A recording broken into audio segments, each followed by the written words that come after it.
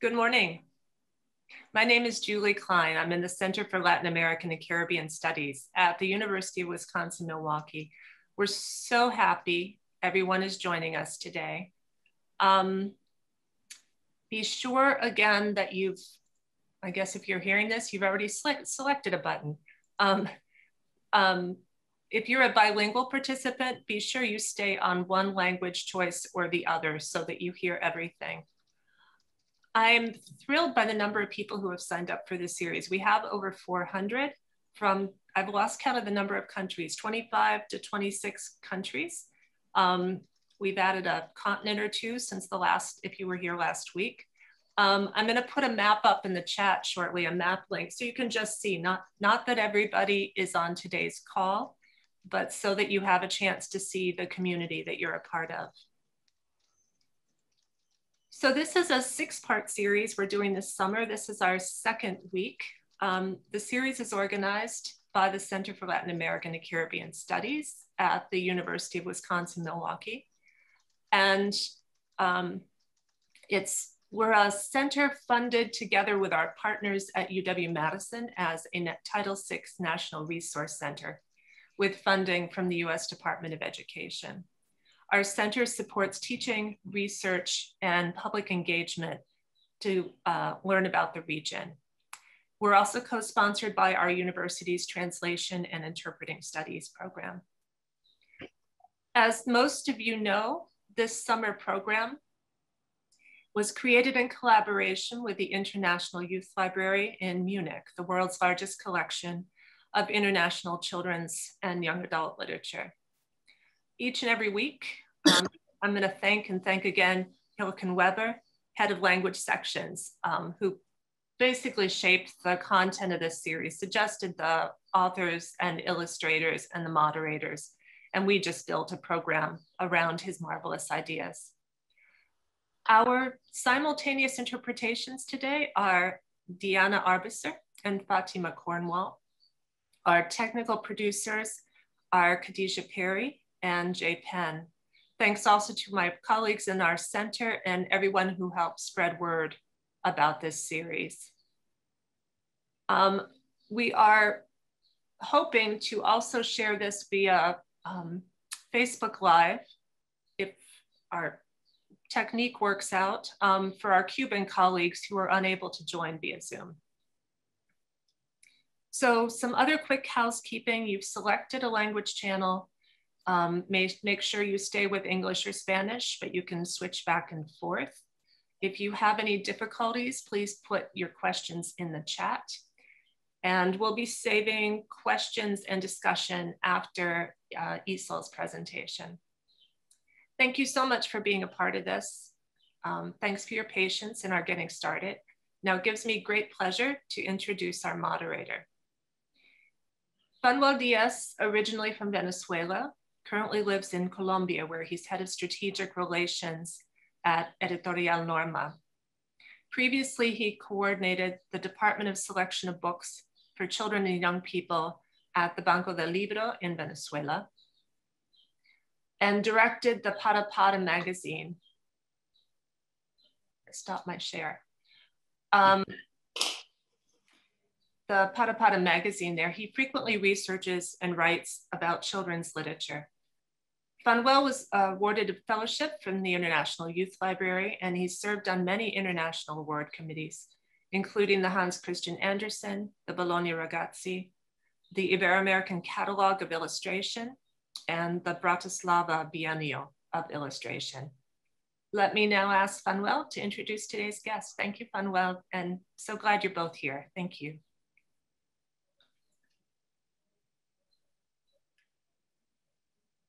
Hi. Sí, buenos días. Gracias, Julie, por darme el pase. Estoy muy contento de estar en este evento. Agradezco mucho a la Universidad de Milwaukee, al Centro de Estudios Caribeños y Latinoamericanos y a la Jugendbibliothek a Jochen por haberme considerado para este programa maravilloso. Yo estoy feliz de presentar a Isol, una artista que admiro profundamente, que tiene una obra interesante, completa y muy variada. Yo quisiera presentar a Isol con unas pequeñas slides, así que voy a compartir pantalla para hablar un poquito del mundo de Isol brevemente. La dinámica que vamos a tener es que yo voy a introducir a Isol y después ella va a tener su presentación sin interrupciones y al final habrá preguntas. Pues todos conocemos a Isol, yo la conocí desde sus comienzos como autora e ilustradora de libros álbum. Es una artista realmente en todo el sentido de la palabra, con una sólida formación. Además, no es solamente una persona que viene del mundo de la estética, del lenguaje plástico, de la pintura, sino también del mundo de la música. Y yo creo que esto se siente también como, pues, una artista completa en muchos de sus libros. Uno de sus primeros libros, aquí está el mapa de algunos de los libros de los que yo quisiera hablar. Ella tiene muchos libros más que estos. Estos son libros en donde ella también ha escrito los textos. Y yo quisiera hablar muy brevemente de estos 8 materiales para presentar el mundo de Isol, un mundo con muchas voces, con muchos estilos, con libros que tienen aristas que me van a permitir presentarla a ella en distintos rasgos que yo considero que identifican su trabajo. El primer libro de 1997 es Vida de Perros. Con este libro, Isol se inaugura y comienza su trabajo y su carrera profesional. Quizá una anécdota es que en el jurado alguno de los miembros dijo que era un poquito psicótico los personajes por la manera de los ojos y la sonrisa, pero este libro me parece valioso porque introduce una perspectiva de las mascotas, este niño que tiene a su gran amigo que es un perro y que de alguna manera en el curso del libro el chico se transforma en perro y esto me parece genial porque logra hacer un cambio de perspectiva. Entonces, uno de los primeros elementos fundamentales es que hay una evolución en el estilo de Isol. Vean un poco cómo aquí trabaja ella la figura humana y la paleta cromática que utiliza y más adelante va encontrando una voz distinta. Una característica también fundamental es que ella trabaja con la figura del doble. Entonces aquí tenemos al niño y su perro. Perro, niño hacen como un espejo y esto se va a repetir en algunos de sus libros como una constante. El siguiente libro se llama Secreto de Familia. En este libro, una niña descubre un secreto que en las mañanas, cuando su mamá se levanta, es un puercoespín porque tiene los pelos parados. Y a partir de allí hay como un juego para tratar de entrar en esos pequeños secretos de la familia y se establece también otra constante en algunos de los libros de Isol, que es la relación con la madre. La madre tiene una representación importante y la familia como un tema recurrente en los libros de Isol. Aquí vemos un cambio en su paleta cromática, ya los personajes comienzan a definir una manera estética de presentarlo y hay especialmente un trabajo que identifica mucho el estilo de Isol y es cuando la mancha de color está por encima o sobresale el contorno de las figuras. Por tanto, vamos a ver esta característica que se va a potenciar en los otros libros. Otro de los libros maravillosos, controversial, es El Globo. Habla de una mamá que grita, le grita mucho, grita al perro, grita al horno, grita a todo lo que se mueve y la niña en algún momento desea fuertemente que su mamá se convierta en un globo. Este libro me parece maravilloso porque introduce nuevamente esa perspectiva tan especial con la que Isol cuenta las historias, en este caso la perspectiva de la niña. También introduce el elemento del deseo y finalmente una característica de su estilo que es el humor, el absurdo y ese humor un poco exagerado que se plantea en algunas situaciones. En el libro Petit el monstruo vemos otra vez la figura del doble. Si ustedes pueden darse cuenta, en la tapa de este libro tenemos dos zonas de color. En una zona verde está la figura del lobo y en la otra zona, que es como color naranja, está la figura de un conejo. Petit a veces es muy bueno, pero también es muy malo. Y yo creo que esto es muy interesante porque introduce como que esa visión de la sombra y la integración de esos dos lados que todos los seres humanos tenemos. Y en este caso, Petit se pregunta, ¿seré alguna clase de monstruo inclasificable? Y esta pregunta a veces pues creo que es lícita hacerla en el mundo de la infancia porque a veces hay un esquema de que los niños son buenos, puros, angelicales, y creo que aquí ya se introduce un elemento fundamental de ese otro rostro más salvaje que también califica la infancia. Este personaje luego ha sido convertido en una serie animada y de la cual va a hablar más adelante Isol. Otro libro que es esencial es Tener un patito es útil. Es un libro experimental. Fíjense ustedes que aquí ya no trabaja la sombra, son otra gama de colores y es un libro interesante en su encuadernación. Es un libro acordeón. Por un lado, cuenta la historia de un niño que consigue un patito de hule y por el otro cuenta la historia del patito que consigue a este niño. Entonces hay las dos visiones integradas de estos dos personajes en el libro. La Bella Griselda me parece también que explora el elemento del humor, parte de esta frase: la princesa Griselda era tan hermosa que hacía perder la cabeza a cualquiera. Entonces, esta princesa, que es una belleza fatal, hace perder la cabeza a los príncipes y pretendientes. Entonces, aquí introduce un elemento del humor en el esquema de los cuentos de hadas y hace un cuestionamiento acerca de esta belleza que termina siendo fatal y la representación también de la mujer en estos cuentos tradicionales. En este abecedario vemos claramente cómo hay una elección de una paleta más fuerte de color. Volvemos a ver nuevamente cómo las zonas de color están por fuera del borde de los contornos de la figura.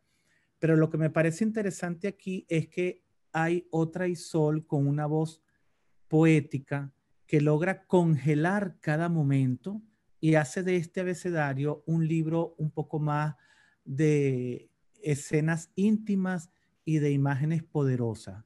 Muchos de los libros de Isol están trabajados sobre preguntas poderosas e hipótesis que luego desarrolla en sus libros y que terminan siendo cuestionamientos, revisión de la infancia, planteamiento de lo poético, a veces del absurdo, por lo que yo considero que la voz de ella en muchos de sus libros cambia tanto que cada libro tiene su propia personalidad. Y a veces, pues, nosotros de un artista decimos que tiene un estilo porque lo identificamos en mucho de su evolución plástica, pero en el caso de Isol podemos decir que tiene muchas voces como una parte de su estilo. Por ejemplo, si ustedes ven la figura de la derecha, la que tiene fondo azul, dice, dale tiempo. Ese es su frase para la letra T. Y vemos que encima de la cabeza de esta niña hay una gallina que está poniendo huevos que son de alguna forma ideas. Entonces, son imágenes que ya van a trabajar sobre elementos, capas del humor y lenguaje simbólico. Y por último, este libro que me parece también una voz muy distinta de estos que hemos visto, se llama Nocturno y es un recetario de sueños. Un libro que se recarga, las páginas se recargan con luz para que luego tengamos una imagen que se pueda ver en la oscuridad. En este caso, hay muchos sueños posibles. Está el sueño de la puerta que no se podía abrir, el sueño del pescador distraído, el sueño de irse lejos. Y este que estoy mostrando es el sueño del libro aburrido. Cuando lo recargamos, miren lo que sucede. Ese libro abre todo un mundo en la imaginación de ese chico y personajes que están ocultos aparecen. Entonces, esta es una idea también maravillosa, muy original, que trabaja sobre un tópico que también es recurrente y parte del mundo de la infancia, que es el universo de los sueños. Por último, yo quisiera leerles la parte de lo que el jurado del premio Alma argumentó para concederle este prestigioso premio a Isol. Isol crea libros de imágenes desde la perspectiva del niño. Sus imágenes vibran con energía y emociones explosivas. Con una paleta moderada y soluciones pictóricas siempre innovadoras, cambia las perspectivas arraigadas y empuja los bordes del libro álbum como medio. Tomando como punto de partida la visión clara de los niños del mundo, aborda sus preguntas con una expresión artística contundente y ofrece respuestas abiertas. Con humor liberador y ligereza, también se ocupa de los aspectos más oscuros de la existencia. Los dejo con Isol, una maravillosa artista que ha logrado empujar los bordes del libro álbum para regalarlos a niños y adultos un universo maravilloso. Muchísimas gracias.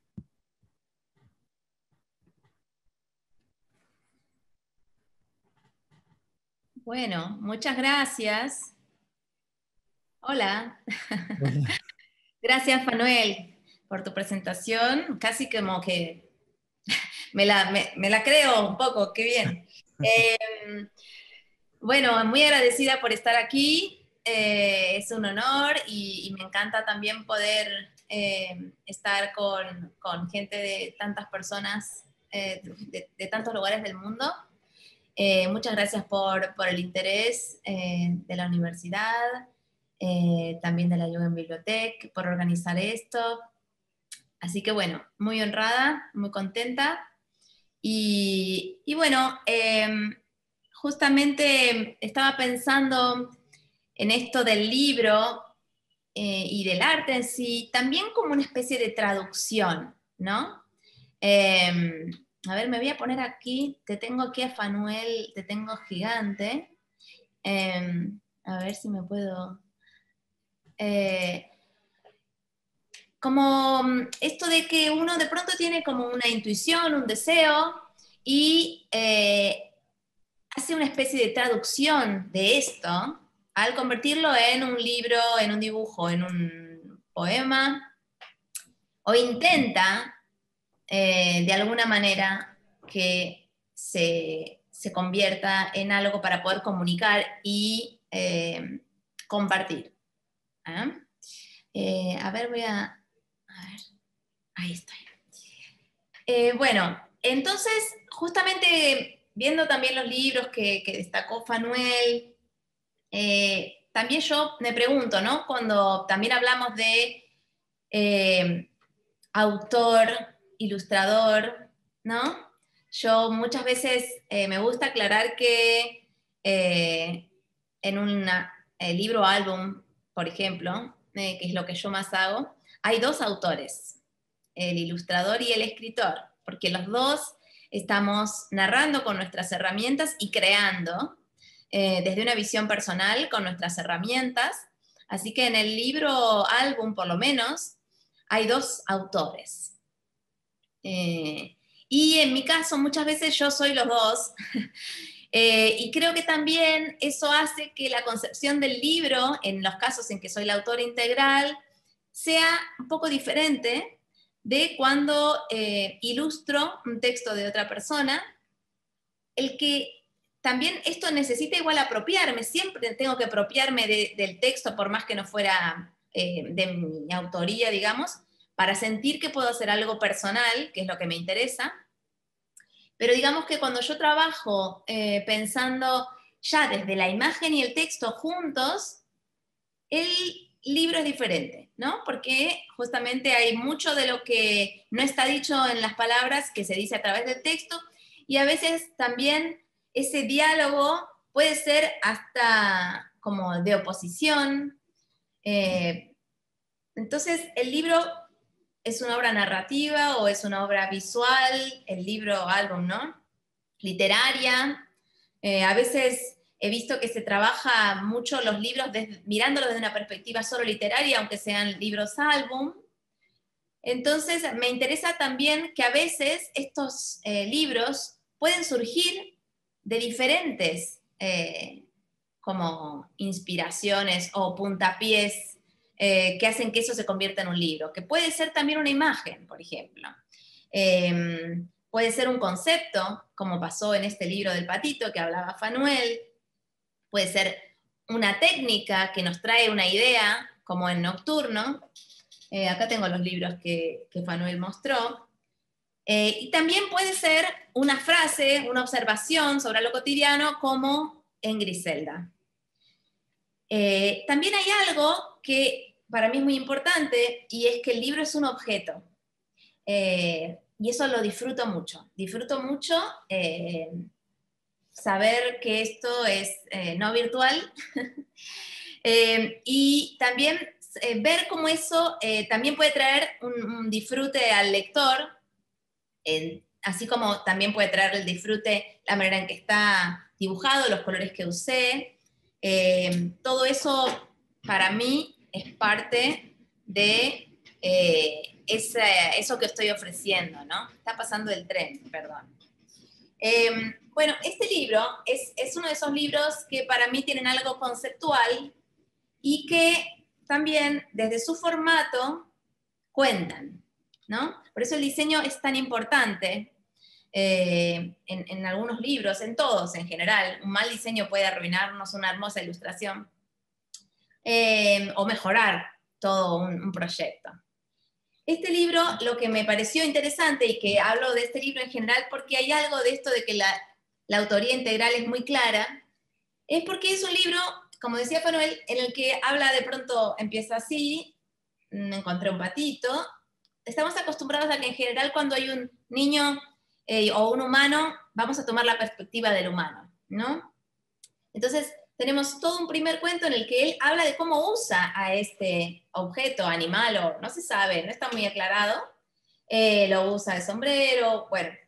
Y estas imágenes son muy simples, ven que no tienen color más que el color de fondo, y son muy simples también para facilitar una lectura rápida, ¿no? Eso también son decisiones de ilustración, que sea una imagen potente, simple, de fácil lectura.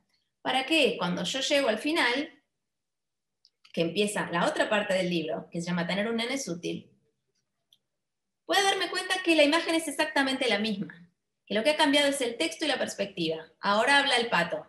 Me encontré un nene y me agarró. Y todas las otras imágenes son las mismas, es la misma escena, pero cambia el texto. Y al cambiar el texto, uno vuelve a releer esa imagen con otro sentido, ¿no?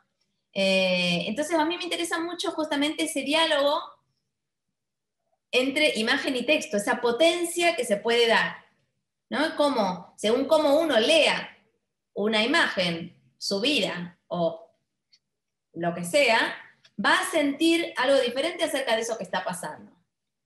Y para que, bueno, esto funcione, tenía que tener este formato medio infinito, ¿no?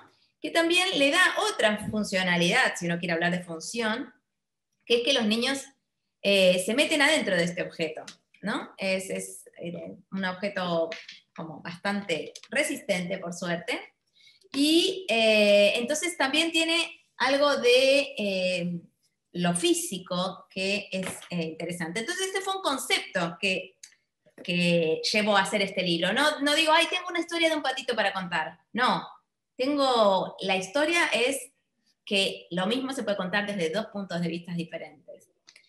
Podría haber sido otra cosa, no un pato, ¿no? Como que a veces la anécdota no es quizás lo más importante en la concepción de un libro. Después, lo de la técnica que hablábamos, que puede surgir un libro de esto, yo como disfruto de estas cosas gráficas, este libro que se llama Nocturno, ven que también tiene un formato especial, y este formato está hecho para que pueda colocarse el libro en la mesita de noche y jugar a que uno va a inventar, a elegir un sueño. Este libro tiene una tinta que brilla en la oscuridad. Al tener esa tinta que brilla en la oscuridad, nosotros de día solo vemos un dibujo, y para ver la otra parte de esta historia, tenemos que estar oscuras y tenemos que antes iluminarlo. Para esto se me ocurrió a partir de querer usar esta tinta que brilla en la oscuridad que yo había visto en las estrellitas, que a veces se ponen en los techos, había visto que existía. Y entonces pensé, ¿cómo esto se puede aplicar? Pero de una manera en que yo cuente algo, porque no es solo una decoración o un efecto lo que quiero, sino evocar algo, que eso es lo que lo hace quizás más mágico, ¿no? Entonces, a partir de una cuestión técnica, surgió, bueno, una idea de un recetario de sueños, porque necesitaba ciertas cosas, necesitaba oscuridad, necesitaba una lámpara para cargar cada página, y que eso fuera algo que estuviera dentro de la historia del libro, no que fuera algo que no fuera orgánico, ¿no? Si yo hubiera hecho una historia que cada vez que voy a pasar la página tengo que cargar para ver cómo sigue, me hubiera arruinado el ritmo, ¿no? Entonces, de acuerdo a esa idea técnica, surgió esta idea argumental. Y después, también hay libros como el abecedario que mostró Fanuel, que surgen de una cuestión más plástica y también de otro proyecto. Este fue un proyecto de hacer una exhibición. Y también siempre hay algo de lo que a mí me divierte jugar. A mí me divierte jugar de esta forma, con imágenes y frases. Entonces, en este libro tuve esa libertad y pude trabajar mucho con los materiales, ¿no? Que a mí me gusta mucho investigar, porque yo estudié Bellas Artes, disfruto mucho del papel, de la tinta. Cuando puedo, trato de irme a eso, porque además empiezo a jugar con la mano y a no estar tan racional, y ahí salen cosas quizás que yo no esperaba. Ese libro además, eso, surge más bien de lo plástico. Y después hay otra manera, quizás, que es la que decía Fanuel al final, o antes de Nocturno, que es la que usé en La Bella Grisela, que surge de una pequeña idea que uno va tirando de un hilito, y ese hilito de pronto nos lleva a encontrar una historia. Y les voy a mostrar justamente el proceso de La Bella Grisela. Así que voy a compartir mi pantalla y voy a ir al PDF, que es el que tengo que mostrarles. Este no es, pero bueno, espérenme. Bueno, aquí les quería mostrar un poco antes algunas ideas acerca de la literatura, y también cómo a veces son traducciones de lo que uno percibe. Esto lo hice para la Feria del Libro de Aguascalientes en México, y tenía que ver con los sentidos y la literatura. Bueno, cierta conexión que también puede llamarse intuición o contacto o visión. Me interesa mucho mantenerlas muy abiertas en cuanto a mi aproximación a la creación. Bueno, miren, esto habla de la confianza que me tienen mis editores, porque cuando yo les vendí el libro solo tenía cosas como esta. Unos bocetos, pero porque para mí lo más importante es tener esto, un poco la historia, cómo la voy a contar, ¿no? Entonces yo hago como un storyboard. Pero digamos que en este libro yo al principio solo tenía una idea muy pequeña, que era esta frase, la de era tan hermosa que podía hacer perder la cabeza a cualquiera. Esa frase surgió de estar escribiendo y pensar, ¿qué pasa si esto yo lo llevara a un dibujo literal? ¿No? Una frase que es muy común, perder la cabeza por amor, ¿no? Y pensé, bueno, ¿qué pasaría si una persona tuviera este poder, ¿no? en nuestra cultura es algo muy festejado, que una mujer pueda hacer perder la cabeza a muchos, o están muchas, o sea, es casi el poder de una princesa, ¿no? Lo más bella posible, de los cuentos que yo escuché cuando era pequeña. Y esto se convierte hasta en un deber. Hay que ser lo más linda posible o lo más atractiva posible. Bueno, ¿qué pasa entonces luego de esto, no? Entonces yo tenía solo estas ideas. Les voy a mostrar. La princesa Griselda era tan hermosa que podía hacer perder la cabeza a cualquiera, y no es solo un decir. Voy a mostrar.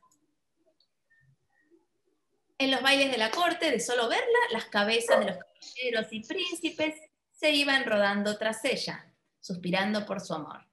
Esto a Griselda le parecía muy gracioso. Entonces, aquí tenía esta idea de que rodaban, y también que las imágenes sean fuertes me da ganas de que este libro se haga realidad, ¿no? Cuando encuentro imágenes potentes. Luego, Griselda se empieza a aburrir y las empieza a coleccionar, porque, bueno, ¿qué haces si tienes un montón de cabezas ahí rodando? Tampoco se ve que tenía ninguna otra cosa para hacer. Entonces las guarda como trofeos y, a ver, en un momento se empieza a aburrir y entonces invita a un príncipe que no ve bien porque ya quiere estar con alguien un rato, pero al final este príncipe no le dura, pero tienen un breve romance y un día la princesa tiene una hija y ese fue el día que ella pierde su cabeza. Ese era el esquema que yo tenía. Entonces, ¿cómo hacer con esto un libro más completo? Entonces, teníamos también, bueno, este libro va a seguir, va a terminar aquí. Bueno, había varias cosas que yo tenía que investigar. Esto es lo que el libro, a ver, voy a ver si aquí tengo todo el libro. Me parece que mejor, esperen, les voy a mostrar otra cosa, o el libro de otra manera. Esperen, abrir, porque aquí me parece que está muy... Quiero mostrarles primero el proceso, y si no, lo voy a ir a buscar. Esperen, no miren. Les voy a mostrar primero el proceso. A ver. A ver. O si no, primero se los voy a mostrar. Se los voy a mostrar cómo quedó. Bueno, entonces, el libro al final quedó así. Prolijito, ¿ven? Todo esto ha cambiado, he elegido las texturas, he tenido como que limitar los colores. Este es un libro que solo tiene 4 colores. Y les voy a mostrar cómo llegué a esto. Mejor voy a hacer lo que tenía planeado. Yo tenía esta idea. A mí siempre me gustó mucho lo medieval. Me gustó mucho estos tapices que se llaman la serie de La Dama y el Unicornio. Entonces también, para hacer un libro, de pronto, hay muchas cosas que me tienen que interesar, porque en general tardo bastante, 1 año en cada proyecto, y entonces uso muchas cosas que me gustan para enriquecer el libro, y también porque el deseo funciona más cuanto más lo puedo saciar, ¿no? Entonces, bueno, como ven, aquí hay bastantes cosas simbólicas, pero que tienen que ver con estos tapices. Estos tapices son una serie que tiene que ver con una leyenda del medioevo, que era cómo atrapar a un unicornio. Se supone que había que dejar a una doncella virgen en medio del bosque hasta que viniera el unicornio y luego lo atrapaban. Y quedaba domado, digamos. Algunos dicen que es una alegoría del matrimonio de esa época. Y bueno, a mí me interesó, siempre me fascinó esta idea. Y como ven, tiene un tipo de perspectiva plana, tiene algo de sombras, pero también tiene una perspectiva jerárquica, ¿no? La princesa es la más grande, los demás son más pequeñitos. Tienen varias cosas simbólicas. Por ejemplo, bueno, aquí ella está reflejándose el unicornio, pero en mi versión se está reflejando ella misma, ahora lo van a ver. Pero está el unicornio y le puse un perrito, me gustan mucho, como verán, hay perros en algunos de mis libros, que es como el que le es fiel y no le importa tanto su apariencia. Bueno, estos son como bocetos. Lo primero que yo empiezo es cómo va a ser la técnica que voy a usar, que se mantenga durante el libro, que ayude a narrar y que a la vez tenga algo que no haya hecho en mi anterior libro. Entonces, estas son pequeñas ideas para inventar a la princesa. Luego, también tengo que pensar cómo va a ser el entorno. Entonces, empecé a trabajar, ¿se va a ver algo del castillo? ¿No se va a ver? Estos son fotos del piso de mi estudio, que está hecho con cemento, mezclado con otras cosas. Como ven, hay cosas que no funcionan. Entonces, uno dice, funciona mucho mejor algo más plano. Por eso, en general, yo trabajo con colores bastante planos para que la línea y solo algunos colores queden por delante. Eso ayuda a la lectura y me interesa mucho que la historia se siga fácilmente, ¿no? Entonces, como ven, este tipo de grafía que yo pensaba con pastel, me parecía que estaba muy complicada para la lectura. Después otra cosa que yo hago es muchas veces las mismas caras, tratando de que eso que se ve tan natural salga de una vez, pero para eso quizás tengo que hacerlo 100 veces. Fui probando diferentes cosas, yo lo que hago es como que voy poniendo cosas unas sobre otras en capas, y voy probando como si fuera una prensa de grabado, una cosa en la que voy sumando capas. Esta es otra idea que tuve, que yo trabajara con negro y las tintas, en las líneas sobre blanco, pero la verdad es que quedaba, como ven, algo mucho más denso y quizás un poco demasiado como oscuro en una historia que no quería que fuera tomada como algo terrible. Quería que, como en el globo, la técnica llevara a algo más liviano. Y que uno pudiera reírse, ¿no? Porque si no, es algo terrible. Entonces decidí usar estos patterns que se parecían de alguna forma a estos que habíamos visto en los tapices del unicornio. Estos son papeles para hacer origami. Lo que hice fue después trabajarlos para que quedaran a un solo color.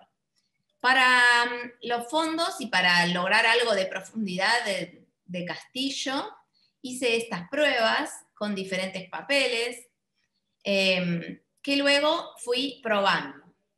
Luego hay que intentar mostrar qué es lo importante, y para eso también la manera en que se aplica el color hace que algunas cosas vayan para atrás y otras para adelante.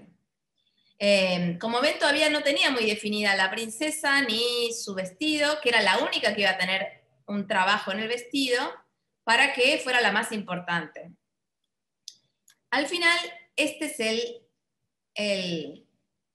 la ilustración final, que como ven, tiene estos planos de importancia. No es una perspectiva jerárquica, pero lo es en un sentido de la línea negra está solo para lo que está en el plano de la lectura más importante, y las líneas azules digamos que serían para los figurantes, y le puse un vestido trabajado a la protagonista. Este libro, como verán acá, los que quizás alguna vez hayan trabajado con Pantones, tiene solo 4 colores. Me divirtió, o sea, los de arriba, los canales de arriba ven que están vacíos, que son los canales que se usan para imprimir todos los libros, cian, magenta, amarillo y negro. Yo no usé esos colores comunes, usé negro, luego usé un amarillo muy, muy livianito, naranja, este es el naranja, naranja, amarillo, negro y azul. y la mezcla de todos estos colores. Esto de tener una paleta acotada ayuda a que todo el libro tenga como una elegancia para mí, y también ayuda a que uno no se vuelva loco con todas las selecciones que tiene de colores posibles, ¿no? Eso a mí, por lo menos, que puedo llegar a estar 6 años con los mismos dibujos, por lo menos tengo un límite, y el límite me ayuda mucho. Por eso también cuando trabajo con los alumnos, hablo mucho, elijan 2 colores, elijan 3 colores, y ya eso, hay un problema menos, vamos a usar estos colores. Entonces, ahí llegué a mi princesa. Ven también que lo que yo uso es una doble línea muchas veces, ¿ven? Todo esto son cosas que surgieron de errores de cuando yo, digamos, cuando yo trabajaba en impresión, hacía serigrafía, silk screen, en el que cada color va con una seda diferente, digamos. Son como placas en el que cada color va por diferente, igual que en una imprenta, digamos, por eso yo, en mis primeras ediciones, lo hacía en mi casa. Entonces tengo muy claro que una capa sobre otra pueden dar lindos efectos, y cuando se llega a mover el registro, pasan cosas muy lindas como esto, ¿no? Que un color esté medio corrido, descubrí que le daba una cualidad artística muy interesante, más vívido, más despegado del papel. Después, este libro lo dibujé con un bolígrafo. Me gustaba hasta esos bolígrafos que a veces manchan, ¿no? Tiene manchas. Me gusta de pronto buscar esos accidentes y que se vea la mano en el libro. Entonces también quería una línea que fuera fina, no tan gruesa como en primeros libros. Y después, justamente, como la línea es tan importante, cuando siento que tengo que hacer escenas, trato de que eso no se venga para adelante. Entonces, aquí ven que están esos arcos, como si fueran de los castillos, y algunas texturas, pero todo tiene que irse para atrás para que lo importante, que son estas escenas, en que ella está tratando de ser lo más linda posible, se lean claramente. Y bueno, de cada dibujo tengo un montón de versiones hasta que decido cuál va a ser la final. Obviamente que al haber elegido estos 4 colores ya me quito bastantes problemas de encima. Pero bueno, también podría ser el azul que esté atrás. Hay varias cosas para elegir. Y como ven, de pronto este piso es... Esto está en el piso de mi estudio. Lo que hice fue tomarle una foto y luego procesarlo de una manera en que queda muy lindo ahí abajo. Pero todo tiene que ver con mi personalidad, porque ¿por qué yo tengo esto en mi estudio? Porque tiene algo medieval que me gusta, ¿no? Este es otro que también tengo en mi casa. Después, lo que hice, ven, este es un trabajo que sí hago en la computadora, pero que se podría hacer de otras maneras, que es tomar un papel y transformarlo en una especie de sello.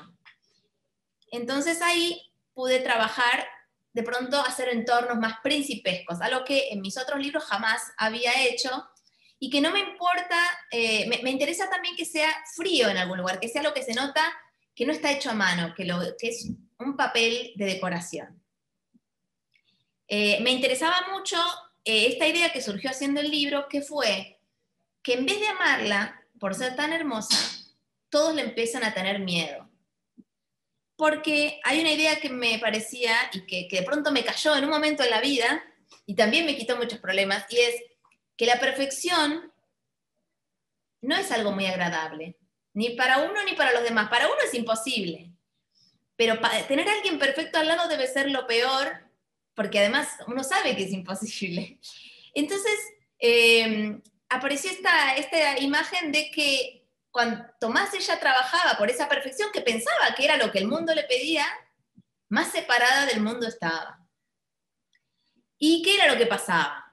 Entonces yo, cuando sigo con una historia, empiezo a ampliar ese mundo. ¿Qué pasaría si uno le pasara esto? Bueno, uno no podría salir a ningún lado, porque si va, por ejemplo, a una justa medieval, todos perderían la cabeza.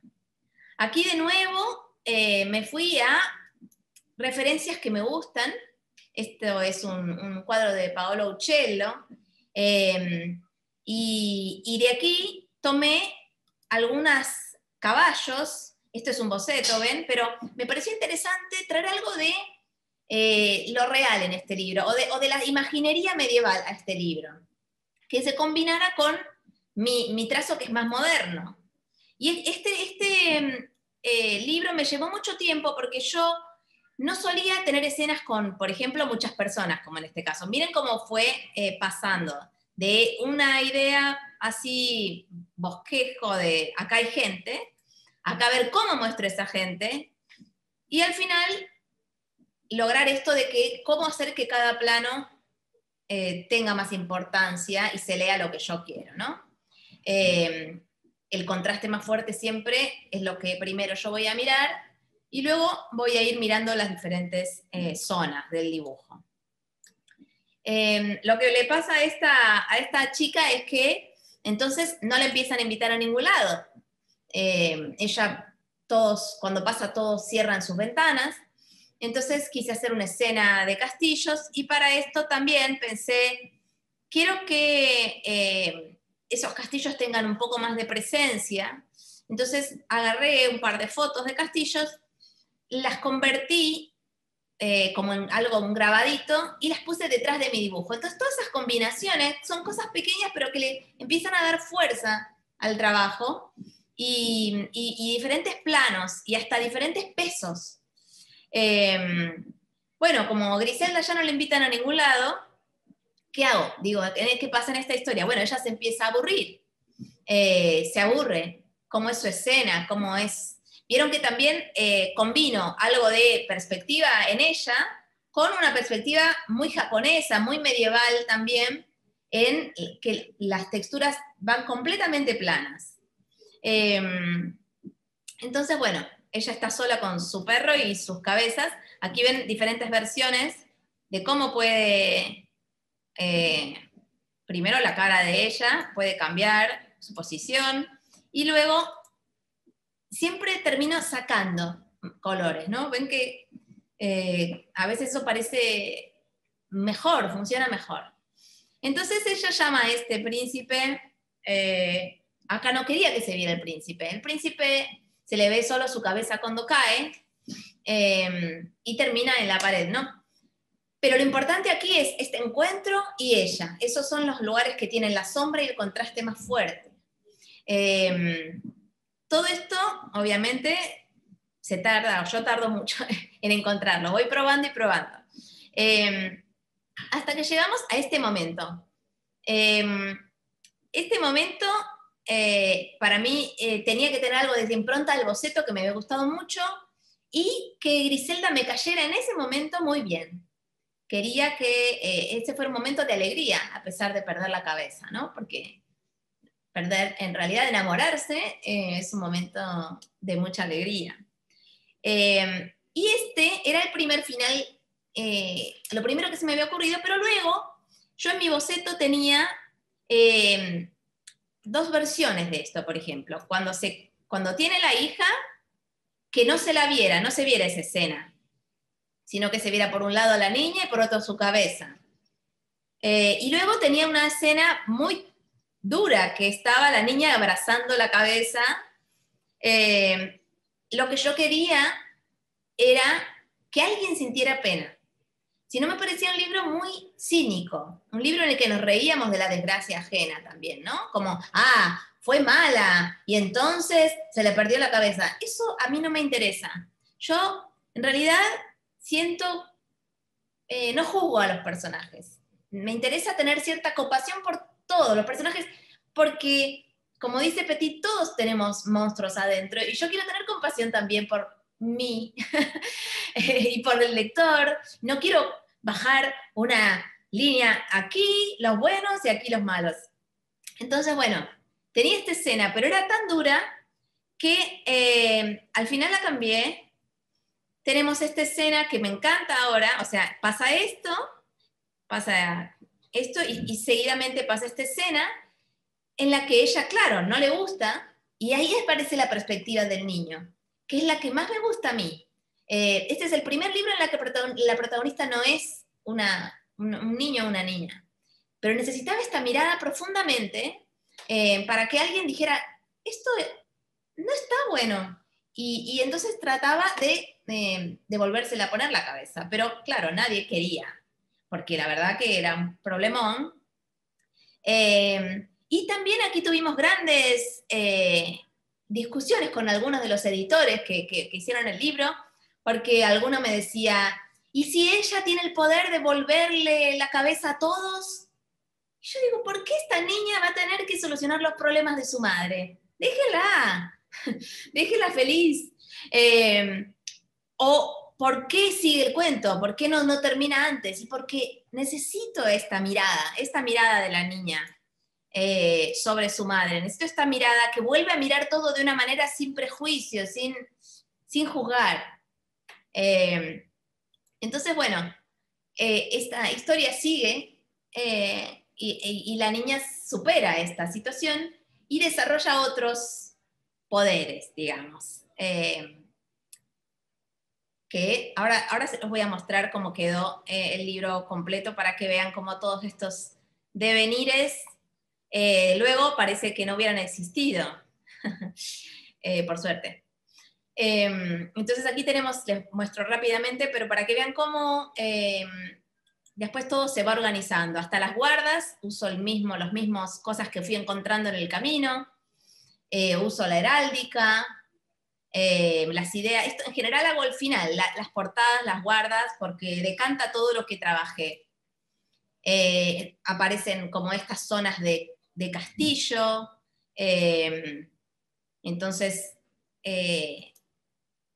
todo empieza también, se sintetiza el texto al final, esto cuando ella colecciona, todo lo que ella hace para aumentar su colección, cuando ella le encanta que todos comenten su belleza, pero sabemos que en realidad le temen.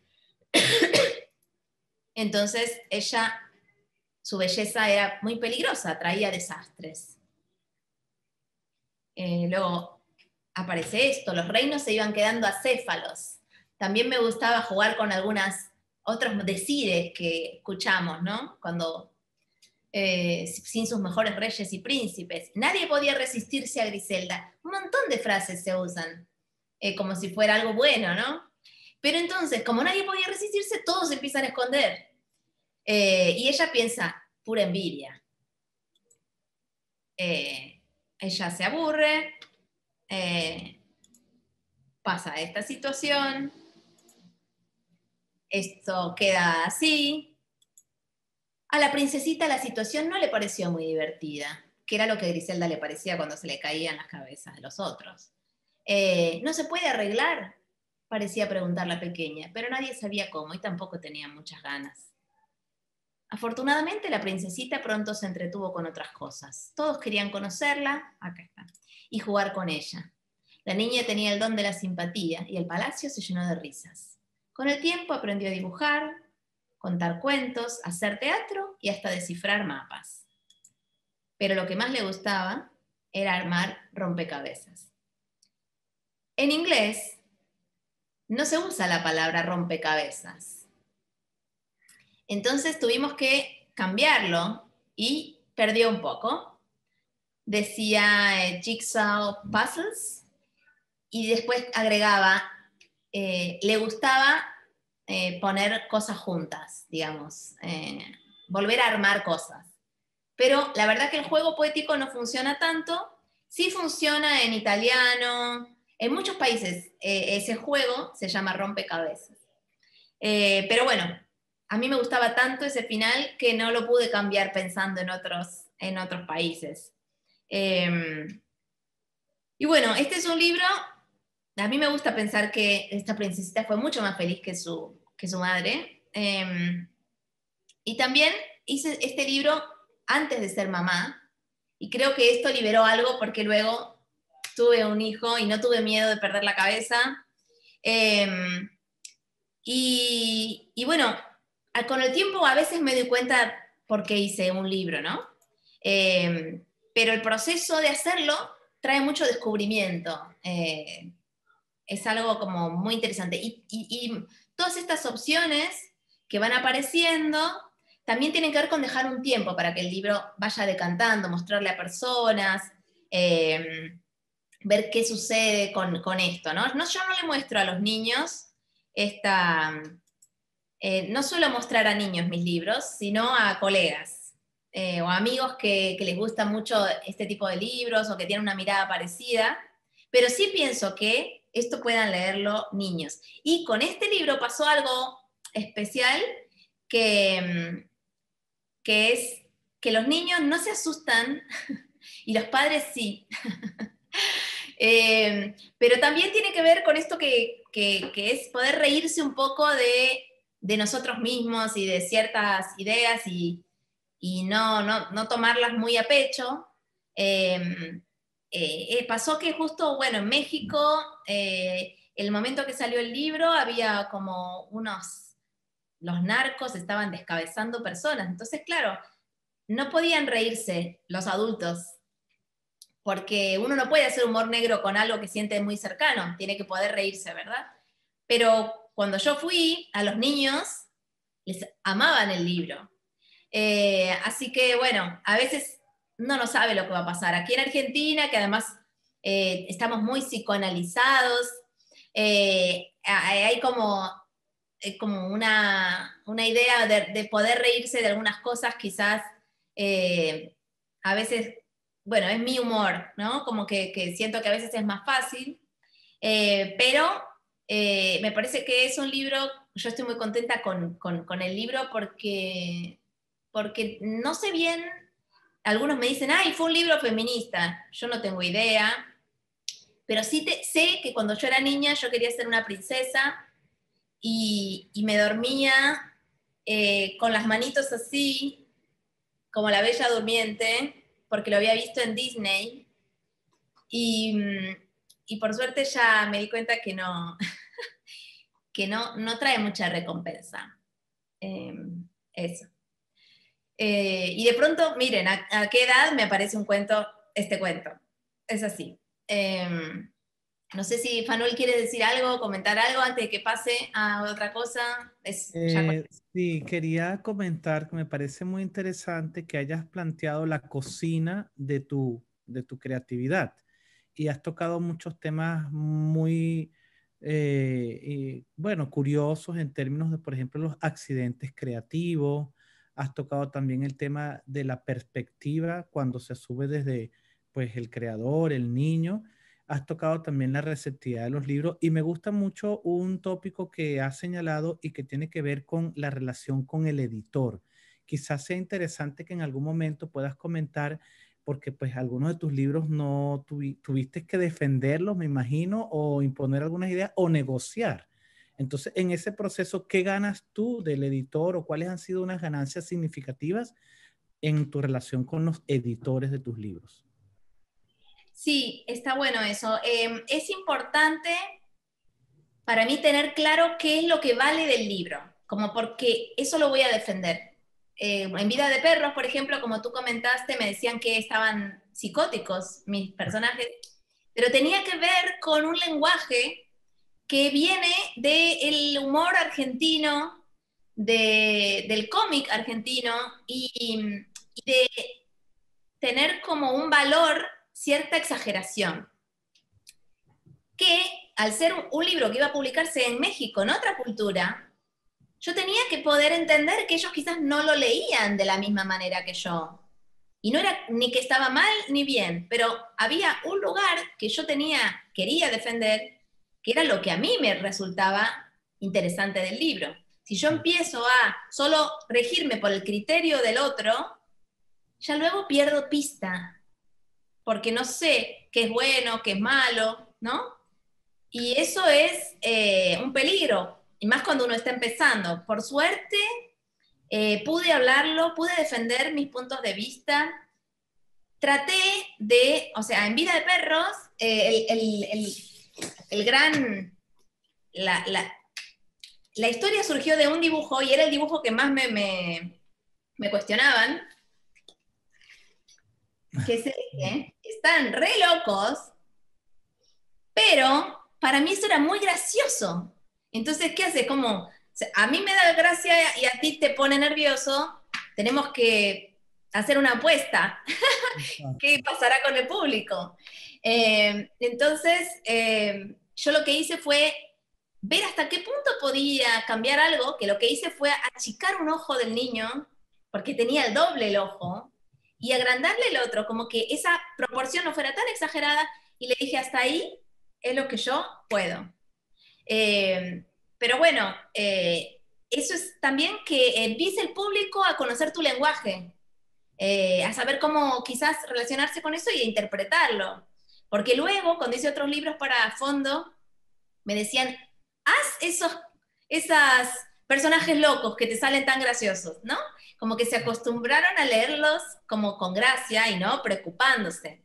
La Bella Griselda, también en su momento, lo trabajé con, Vida de Perros, lo trabajé con Daniel Goldin y Mauricio Gómez Morín. El Griselda estaba Eliana Pasarán, y ella al principio me dijo que no era un libro para niños, que era para adolescentes, quizás anoréxicas. Y yo le dije, no sé para quién es, porque también me pasa que yo nunca sé para quién es el libro. Sé que es para mí, que yo pude hacer este libro en este momento, que no tiene nada que un niño no pueda ver o ser divertido, pero no podría decirte ni para qué edad es, ni para qué cultura es. Sí puedo, bueno, quizás para un niño que nunca vio, nunca escuchó una frase como la de Griselda, tengo que ponerlo un poco en contexto, pero luego... y al final nos pusimos a hablar tanto de su propia infancia a partir de este libro, que cuando terminamos de hablar, luego de 2 horas, Eliana dijo, hay que publicarlo. Como que, ¿no? Pasaban cosas con el libro. Y luego había, ¿qué otro libro me habías dicho? Bueno, de vez en cuando pasa que en algún otro país hay que cambiar me piden cambiar alguna cosa del libro. En general no la cambio. Le digo, confío en que los niños del mundo no son tan diferentes y que mis libros no son tan locales tampoco, ¿verdad? Trato de que no sean muy locales. Pero bueno, y si no, yo también veo libros de otros lugares que tengo que aprender cosas. Y es bueno aprender cosas, ¿verdad? No, no, me pasó con El Menino, que salió en Granwood, y que me dijeron que el libro, ellos lo publicaban, pero me dijeron que el libro no se iba a vender bien porque tenía desnudos, Sí. y pis y caca. Porque habla de bebés. Para un bebé, el pis y la caca, y para los padres, es algo muy importante. ¿Cómo no voy a ponerlo en el libro? Obviamente que es la página favorita, además de los niños. Pero me dijeron que los padres no lo iban a comprar. Al final salió entre los 10 mejores del New York Times. Entonces, no sé, es uno de los libros que más se vendieron. A veces el editor es bien intencionado y piensa que conoce a su público, pero a veces justamente eso que rompe con la expectativa es lo que hace que el libro funcione mejor. Sí, las apuestas que tú dices. Y en Petit, que lo trabajé con Daniel Goldin,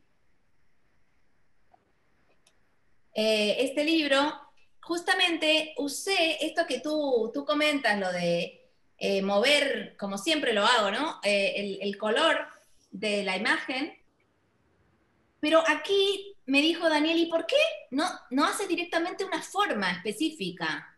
Entonces, aquí vemos que cuando es bueno, digamos, tiene como un fondo está como de conejo. Y aquí es como del lobo.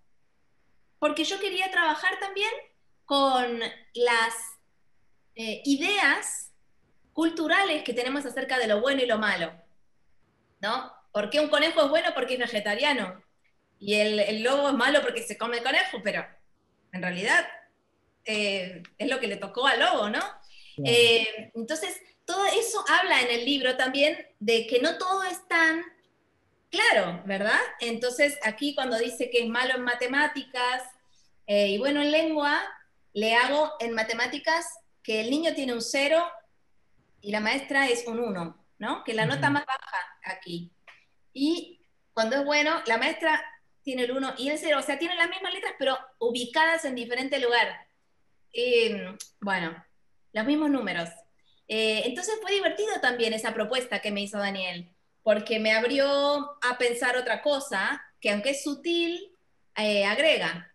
Y bueno, este es un libro que también vino de una propuesta que en su momento tenía Daniel, que era hacer algo con las fábulas. Las fábulas son cuentos morales, ¿no? Y que nos enseñan lo que está bien y lo que está mal. Pero justamente a mí me pasaba que él quería que yo hiciera algo, pero más bien burlón. Pero eso ya hay mucho.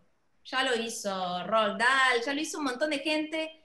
Entonces yo tenía esta idea acerca del bien y el mal, pero como un niño que se preocupa acerca de esto, porque además estamos diciéndole todo el tiempo a los niños y a los adultos. Cuando tú decías de la infancia, ¿no? Miedos de la infancia o cosas de la infancia, yo no me siento muy diferente a Petit por momentos. O sea, y creo que mucha gente que va a la iglesia o que leemos a un filósofo o a un... Estamos buscando quién somos. ¿Somos realmente buenos o tendremos o seremos unos monstruos?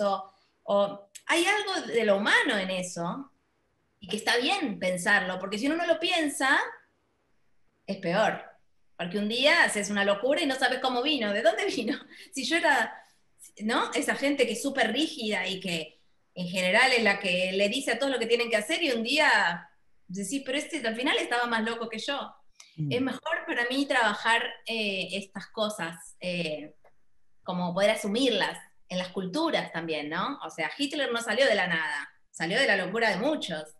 Entonces, bueno, a mí me interesa eso y de pronto sale este libro que es como una disquisición filosófica y cuando íbamos a terminar esto hablando de cómo esta traducción, o sea, yo tengo estas ideas, estas intuiciones, preguntas, que las traduzco mediante mis lenguajes, que son el escrito y el gráfico, las llevo a un libro. Pero este libro también se tradujo a una serie animada, y yo decía, pero no necesito tener una serie, la verdad. Pero surgió de un talento ajeno, una persona que sabe hacer series, y que pensó que de esto se podía hacer una serie animada tomando esta idea de buscar el propio criterio o la propia lógica a partir de lo que te dice. En el caso de Petit, la madre le dice, ¿cómo puede ser que un niño tan bueno haga cosas tan malas? Y a partir de ahí él empieza a armar, si soy bueno, ¿cómo hago cosas malas? Es verdad, es algo, seré un monstruo. Entonces en la serie también son como maneras de ver el mundo con una lógica personal que llevan a diferentes conclusiones, ¿no? Y eso fue toda una aventura también, porque hay que trabajar con muchas otras personas. Cuando uno trabaja en un libro, es como a lo sumo somos 2, o si está el editor 3, y en una serie hay un montón de gente y un montón de cosas técnicas también. Y vieron que yo trabajo de una manera que no es fácil para un animador, porque ustedes imagínense, les voy a hacer un ejemplo brevísimo. Pero yo tengo, por ejemplo, con estas cosas para abecedario, usé, por ejemplo, collage, ¿no?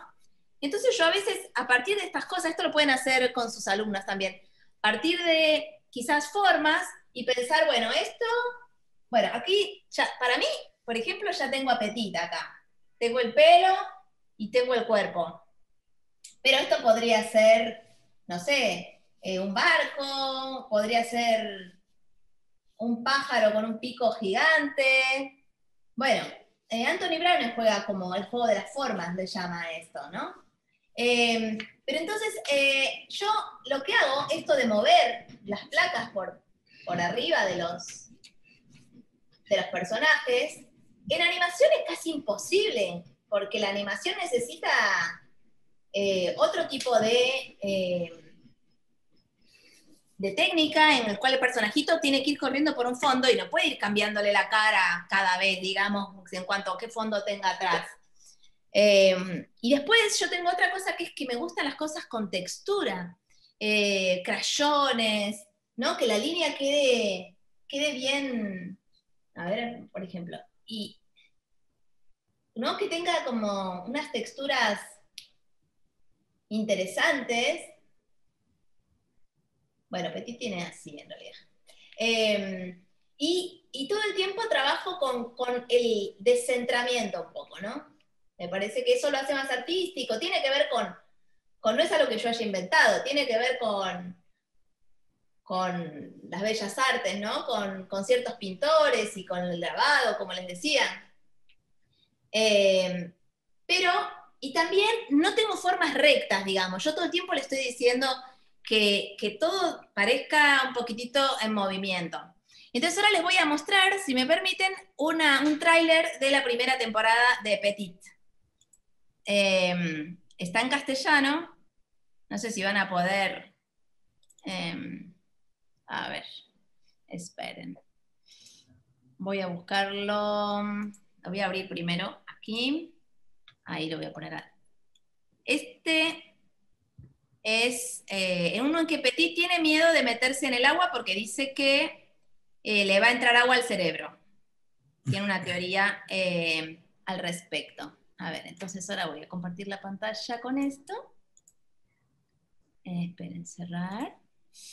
Y vamos aquí, compartir pantalla. Aquí está. Ahí va. A ver, espero que lo escuchen bien. Ahí va. Todos tienen su traje de baño, ¿verdad? ¡Sí! Yo no voy a meter la cabeza abajo del agua porque no quiero que me entre agua en el cerebro. ¡Ah! A los perros nunca se les moja el cerebro y por eso son tan inteligentes. Y creo que lo que tienen es miedo de meter la cabeza bajo el agua. Bueno, un poquito. ¿De dónde sacas esas cosas, Petit?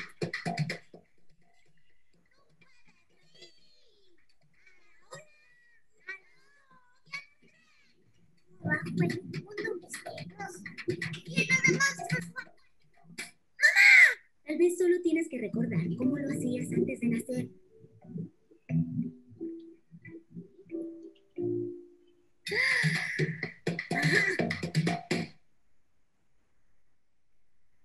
Bueno, este es un tráiler. Les voy a mostrar otro cortito también. A ver si lo encuentro. A ver. Pero lo que tuvimos que hacer fue empezar a hacer otros guiones. Y de hecho, ahora tenemos tantos guiones que estamos pensando en hacer libros nuevos con estos guiones. A ver, voy de nuevo. Este habla del eslabón perdido, el missing link. Para mañana traigan un dibujo de cómo se imaginan que sería la mezcla entre mono y humano. Yo no quiero hacer el dibujo. Yo tampoco. Eslabón perdido. Piojo. Hola. ¡Ahí! El eslabón perdido soy yo. Se los probaré. Los eslabones perdidos comemos así. Comida para eslabones perdidas. Perfecto. Los eslabones perdidos no eran los que pintaban las paredes de sus cavernas con las manos.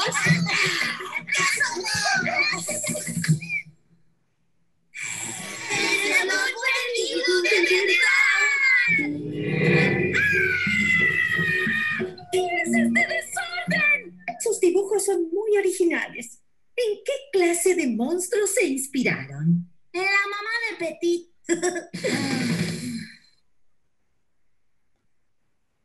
Bueno. Están muy divertidos los trailers. Hablan bastante de tu sentido del humor, que tiene variantes, la exageración, el absurdo y colocarse en los zapatos del niño. Estamos ya como en la recta final, nos dicen que nos quedan 10 minutos. Hay muchas felicitaciones en el chat para ti, de verdad que has dejado a todo el mundo fascinado.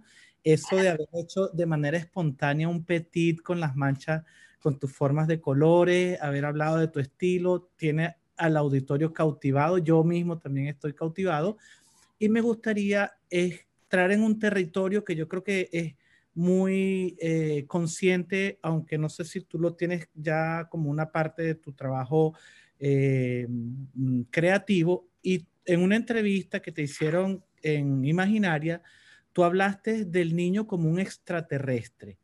Y eso me parece interesante porque nosotros no aprendemos a descubrir cómo ese ser que llega al mundo con un desconocimiento de muchas cosas que nosotros como adultos ya tenemos incorporadas, cómo ese ser mira todo con sorpresa, con asombro, con una lógica distinta. Y eso se ve en mucho de tu trabajo, sobre todo al colocarte en la perspectiva del lector. Me parece interesante si pudieras comentar algo de eso. Hay dos preguntas. Una de ellas tiene que ver con el libro que tú más quieres, otra con el libro que ha sido mejor acogido en el extranjero. Esas son las preguntas que veo, pero muchas felicitaciones. Entonces te dejo este tramo para que hagas como este cierre y bueno, sería... Bueno, me hace recordar luego las preguntas, porque son 3. Bueno, una del libro que más tú amas. Bueno, pero no hablo del niño como extraterrestre. Sí, sí, esa es una. Bueno, a mí me gusta el lugar de extraterrestre para crear, en el sentido de ver las cosas por primera vez. Me parece que es una herramienta espectacular para poder tener una mirada fresca y volver a pensar sobre las cosas. Entonces, eso al final lo terminé desarrollando en El Menino. En El Menino es como que ese bebé cae, y de hecho miren la nave en la que viene. Entonces jugué mucho con esa idea de que al caer aquí hay que ponerle nombre a todo, y de hecho hasta hay que emprender a usar el cuerpo y bueno, todas esas cosas. Estar en contacto con eso para mí es una herramienta creativa increíble. Y lo recomiendo para cualquiera. O sea, no, me parece triste olvidar eso. Me parece triste no poder seguir maravillándose de ver las hormigas cómo van en fila, de ver cómo uno funciona el cuerpo tan increíble. O sea, todas esas cosas son para mí la materia de lo que hago. Esa cosa de pronto de poder extrañarme de algo y volver a mirarlo, ¿no? Poder describir algo fuera de su contexto, ¿no? Eso también es una herramienta genial. O sea, de pronto puedo hablar de un libro, pero decir, ahí son 2 cartones con sacarlo un poco de lo que ya conozco, hablar describiendo una cuchara, un material brillante, con una parte que parece una lengüita. Eso es lo que hice en El Menino. Hablar del niño como si fuera una cosa que jamás había visto, y era una manera de contar también lo que me estaba pasando, que era ser madre por primera vez, tener un ser humano a quien cuidar, y por otro lado, volver a acordarme que yo también caí acá, y que yo también aprendí a hacer todo esto, y a veces uno no es consciente de todo lo que está usando este mundo y el cuerpo de uno, y todas las competencias que uno ha ido desarrollando, y seguir maravillándose y agradeciendo por eso, ¿no? También. Eso era como algo que decantó en El Menino, esa idea, y que creo que tiene que ver con también el artista, y una parte que no deberíamos dejar que se nos pierda. Porque esto, un señor que ve un tronco y de pronto en el tronco ve una futura silla, o sea, también está viendo lo que no hay. Y creo que eso es algo muy humano, y es la gran capacidad humana, ¿no? Poder ver lo que todavía no está. Así que bueno, ser extraterrestre en ese aspecto me parece que ayuda a sacar un montón de cosas que ya las sé y que quizás no me están sirviendo, y volverlas a mirar. Y decir, pero quizás con esto, aparte de esto, puedo hacer otra cosa. O esta situación que ya vi, bueno, ya me explicaron, quizás yo la puedo ver de otra manera. y sin ese compromiso que es que tengo que tomar una posición porque yo ya tengo toda esta historia y porque yo ya sé, de pronto, no sé, ¿no? Los grandes filósofos decían que cuanto más sabios eran, más se dan cuenta que menos sabían. Bueno, eso por un lado. Luego, esto del tema de qué libro es mi favorito, me lo preguntan siempre y ¿sabés que no entiendo por qué quieren saberlo? Porque me pasa a mí que cada libro es de un momento de mi vida, y en cada momento ese libro es mi favorito porque es el último que hice. Sí me pasa que tengo libros que me parece que son punta de lanza, ¿no? Como El Patito. El Patito me parece que es un concepto que está muy cerradito y que funciona muy bien. Pero todos los libros tuvieron su esfuerzo, tuvieron su logro, pero sé que hay algunos que funcionaron mejor. Por ejemplo, eso, Nocturno, es como uno de mis bestsellers, y Patito también, porque tienen algo muy especial. También son libros que me hacen sufrir porque a veces tardan mucho en reeditarse, porque son más complejos de hacer que otros, ¿no? Creo que afuera, esos son los libros que más funcionaron, Nocturno específicamente. El Menino también funcionó súper bien.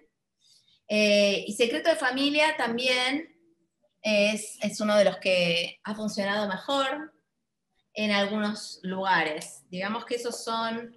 y después pasan cosas raras, como que Abecedario, que es un libro que yo lo pensé específicamente, dije, esto va a salir en español nada más, tiene una versión en inglés, hecha por Enchanted Lion, y tiene una versión en francés y una versión en griego. Y para todas esas versiones tuvimos que cambiar un montón de cosas de lugar, porque imagínense que no podíamos encontrar esta misma frase con la misma letra para el mismo dibujo. Entonces, con los traductores trabajamos juntos y fue un disfrute para ellos y para mí de ver qué imagen iba mejor con esta frase, con otra, y cada versión del libro es un libro diferente, porque tienen diferentes letras, porque están ordenados diferentes. Eso es interesante. Así que en realidad yo creo que, bueno, hay algunos libros que tienen algo muy especial, como es Nocturno, que tiene esta idea de la tinta, que eso lo hace como muy llamativo. Y hay otros libros que por su argumento también, como es Secreto de Familia, me parece, llegan mucho, por algo de lo cotidiano y del humor. Pero bueno, en este momento, El Menino también ha funcionado mucho, pero también hubo un momento que fue mi primer libro que salió después del Astrid Lindgren. Y el premio Astrid Lindgren de pronto fue como, esa chica, a ver qué hace, ¿no? Empezaron a preguntarse muchos, y entonces ese libro fue el primero y se publicó mucho. También creo que es porque a todos nos ha pasado nacer y tener como bueno, la experiencia también de ser padres, de tener a veces este libro también fue uno de esos que me dijeron que no se sabía para quién era, si para los padres, para un hermanito, y yo lo que veo es que lo regalan mucho para los que van a ser papás y para los hermanos que van a tener un hermanito pequeño. Pero tampoco sé, hay niños muy chiquititos que lo aman, y es un libro bastante gordo, tiene 64 páginas. Bueno, eso es lindo también, que tenga como, que sea una obra en sí artística que pueda tener diferentes receptores y que, bueno, a algunos les gustará, a otros no, pero no está dirigido específicamente a alguien, ¿no? Ya. Hay comentarios maravillosos, te voy a leer algunos de ellos. Dice así: esta sesión es una enseñanza de literatura, de arte y sobre todo de humanidad. Gracias, Isol. Isol, tu entusiasmo es contagioso. Gracias. Me parece que los comentarios todos están fascinados. Dicen que te pueden escuchar por horas. Extraordinario. Hablan de tu sentido del humor y les gustó muchísimo haber visto tu puesta en escena en vivo. Yo quisiera pues agradecerte muchísimo esta sesión. Yo me he sentido bueno, contagiado de una energía especial y también maravillado por esa cocina de la creatividad que tú nos has mostrado. Yo le agradezco muchísimo a Julie Klein y a Jochen Weber, que han hecho posible a través tanto de la Jugendbibliothek como el Centro de Estudios Caribeños y Latinoamericanos de la Universidad de Milwaukee, que haya sido posible este encuentro. Y de mi parte, pues agradezco también a las personas que han estado con nosotros, a ti, y te dejo estos minutos para tu despedida. Y bueno, ojalá nos volvamos a ver Sí, en un momento. eso espero. Pero es lindo también esta manera de viajar virtual, ¿verdad? Como que podemos vernos y aquí estamos. Yo estoy en invierno, además, ¿saben? Aquí es invierno. Bueno, como mis compañeros del hemisferio sur lo sabrán, y la veo ahí a Julie tan veraniega, me da mucha envidia. Bueno, y les agradezco mucho, lo pasé muy bien, espero que eso, los haya entusiasmado, y siempre es lindo esta oportunidad de hablar. Como ven, me gusta mucho mi trabajo, y, y bueno, me encanta que también desde lugares como Estados Unidos y Alemania, en Europa, puedan mirar un poquito hacia aquí, y que tengamos tantos puntos en común,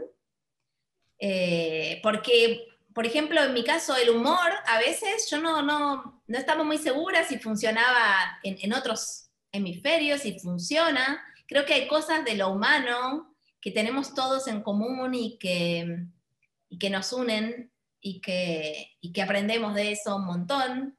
Nosotros estamos mucho más acostumbrados a ver los libros del otro hemisferio, por eso me parece que nos enriquecemos mucho en estos encuentros. Así que les agradezco un montón esta idea que han tenido de invitarnos, y bueno, espero que sigamos encontrándonos y bueno, que estén muy bien y que se cuiden mucho. Thank you so much, Isol and Fanuel. That was fabulous on both your parts. What a treat. If you're watching the chat, Isol, many, many, many more thank yous to you both, to Jochen Weber and the International Youth Library. I hope that many of you will join us. Now it's 3 weeks till our next session with Maria Jose Ferrada of Chile, together with Lawrence Schimmel as the moderator. Thank you, everybody. I'm going to be thinking about this all day long. Thank you. Thank you. Bye. Take care.